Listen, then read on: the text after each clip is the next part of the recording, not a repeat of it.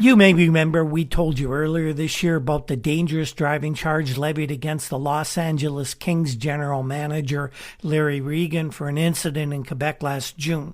The case finally went to trial this week, and it was, to say the least, a curious affair, as so many things in the 1970s were in La Belle Province.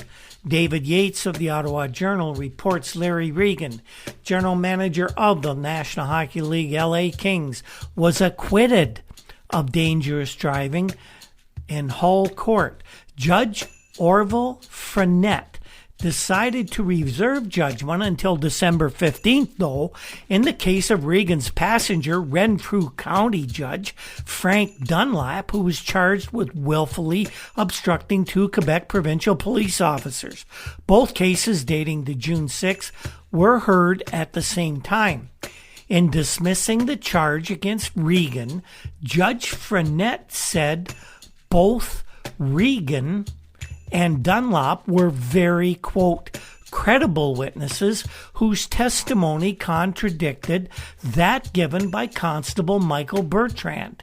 He maintained Special Crown Prosecutor Robert Clichet had not proved beyond reasonable doubt, that word reasonable is key here, the charge against Regan. Constable Bertrand said he followed the car Regan was driving along Highway 11 for 12 miles to Gracefield.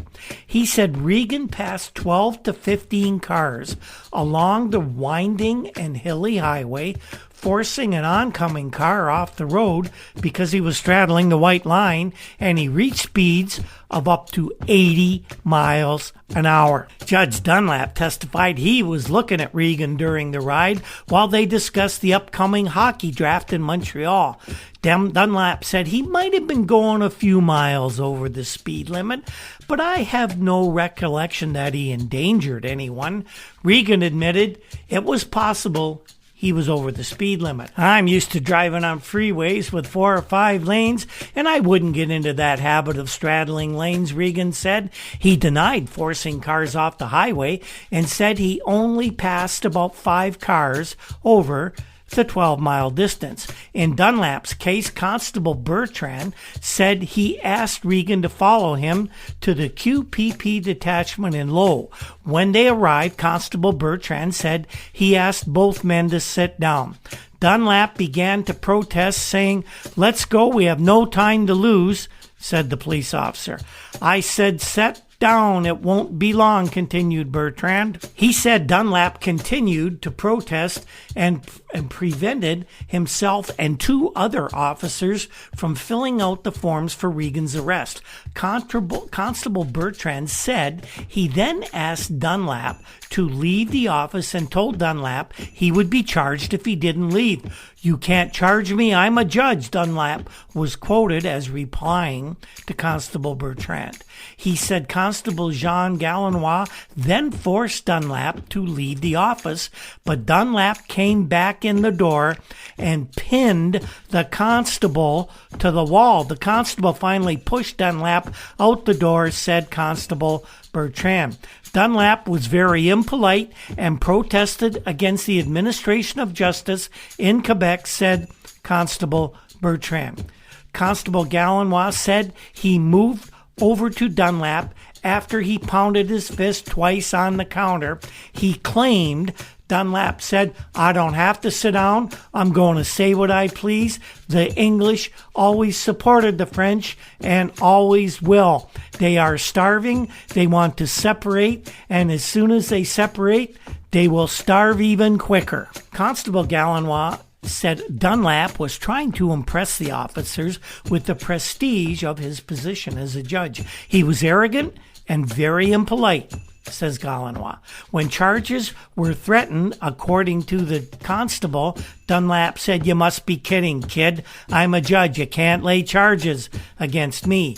Regan, a Canadian, told the court one officer had said they were going to be at the detachment a long time and that Americans should stay in the United States instead of ruining the beautiful Quebec countryside. He said the police officers got the impression he was American because of his California driver's license. Regan maintained Dunlap never mentioned to anyone that he was a judge. Constable Galanois started off pushing Dunlap, knocking off his hat. The two fell to the floor, Regan said. At that time, Regan said he told the officer, "You just don't realize it, but you just slugged the judge." Regan then testified that Constable Galanois said, "I could kill him because I'm a black belt champion." Constable Galanois has a green belt in karate and a blue belt in jiu-jitsu. Regan said he had never seen hockey players more excited than Constable Galanois. A little embellishment there, I would expect. He completely lost his head, said Regan. Dunlap said he went into the police station because, quote, "I was curious. I went in because as a judge, I don't always have the opportunity to see what's going on at the other end." He told the court he had been somewhat shocked at the diatribes about persons from outside Quebec ruining the province's countryside. Dunlap said, "I got fed up with the second diatribe leveled at me." He asked the officers, "What are you going to do? Start acting like police officers at some point, I hope?" He maintained Constable Galanois then took a swing at him.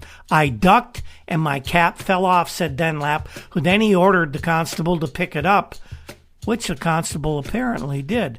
Dunlap said the Constable Galanois took him by the forearm and began pushing him.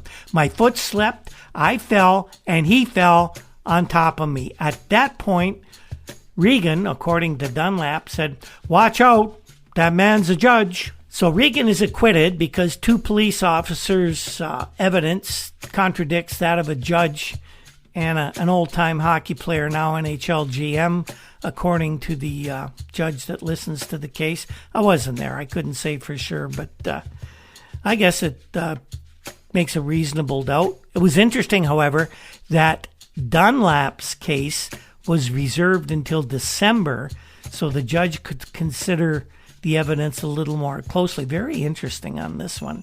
We'll see in December just what happens to Judge Frank Dunlap.